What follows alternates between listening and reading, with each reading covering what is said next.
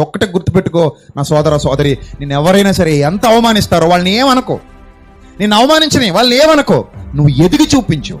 నీ గొప్పతనంతో నువ్వు మెట్లెక్కి చూపించు. నీ గొప్పతనంతో శిఖరాగ్రానికి చేరి నిలబడు. వాళ్ళు ఇంకా నీకు అక్కడ అవమానిస్తూ కనబడతా ఉంటారంతే, వాళ్ళు అక్కడే ఉంటారు, నువ్వు ఎక్కడికో పోతావు. అప్పుడు కాలర్ ఎగరేసి అక్కడ నిలబడెళ్ళు, ఏందిరా కోస్తున్నారని.